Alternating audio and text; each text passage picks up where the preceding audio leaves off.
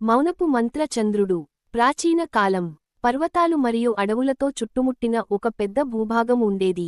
ఆ భూమికి పేరు రాత్రి దేశం. అక్కడ సూర్యుడు ఉదయించినా చంద్రుని పరిపాలన ముగియదు.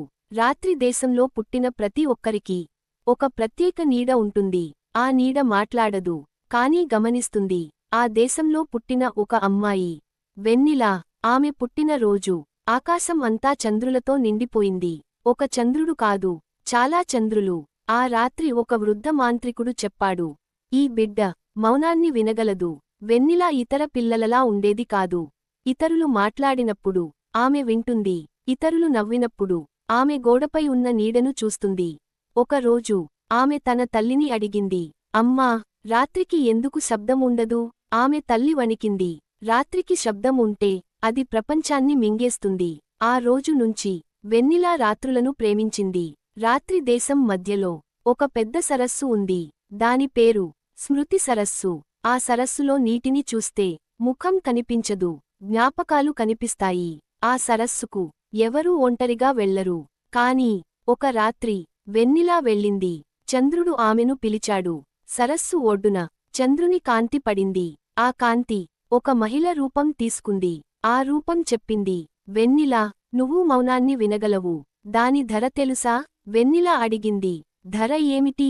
చంద్రుడు చెప్పాడు, నువ్వు నీ స్వరాన్ని కోల్పోతావు, కాని ప్రపంచపు సత్యాన్ని వింటావు. వెన్నెల ఒక్క క్షణం కూడా సందేహించలేదు. నాకు సత్యం కావాలి. ఆ క్షణంలో వెన్నెల స్వరం మాయమైంది. ఆమె నోరు తెరిచింది. శబ్దం లేదు, కాని ఆమె చెవులు తెరచుకున్నాయి. భూమి కంపనం, చెట్ల భయం, నీడల రహస్యాలు అన్నిటినీ ఆమె వినడం ప్రారంభించింది. రాత్రి దేశం ఆమెను గుర్తించింది. రాత్రి దేశంలో ఒక పురాతన రాజు ఉండేవాడు. అతని పేరు నీడ రాజు. అతను బ్రతికి లేడు, చనిపోయి కూడా లేడు. అతను మౌనంలో జీవించాడు. అతను వెన్నెలను గుర్తించాడు. ఆమె వస్తే నా పరిపాలన ముగుస్తుంది. అతను నీడలను పంపించాడు. ఒక రాత్రి వెన్నెల నడుస్తోంది. కనకగా ఆమె నీడ పొడవైంది. ఆ నీడ ఆమె వైపు తిరిగింది. నువ్వు మౌనాన్ని దొంగిలించావు అని నీడ చెప్పింది. వెన్నెల భయపడలేదు. ఆమె మౌనాన్ని విన్నది. మౌనం చెప్పింది, భయపడకు, నేను నీతోనే ఉన్నాను. వెన్నెల నీడ రాజును కలవాలని నిర్ణయించింది. ఆమె ప్రయాణం చేసింది. అడవులు, పర్వతాలు, దాగిన మార్గాలు, ప్రతిచోట మౌనం ఆమెకు దారి చూపింది.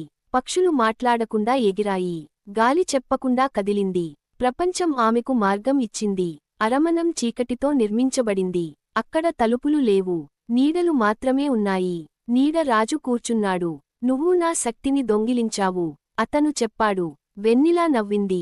ఆమె మాట్లాడలేదు, కాని మౌనం మాట్లాడింది. మౌనం గర్జించింది. ఆ గర్జన మెరుపు కాదు, శబ్దం కాదు, సత్యం. నీడ రాజు తనను తానే చూసుకున్నాడు. అతని భయం అతన్ని మింగేసింది. అతను నీడగా కరిగిపోయాడు. రాత్రి దేశం మారిపోయింది. రాత్రి ఇంకా ఉంది, కాని భయం లేదు. వెన్నెల తన స్వరాన్ని తిరిగి పొందలేదు, కాని ఆమె మౌనం ప్రపంచానికి రక్షకుడైంది. ఇప్పటికీ రాత్రి దేశంలో చంద్రుడు వెలిగినప్పుడు మౌనం మిమ్మల్ని గమనిస్తుంది.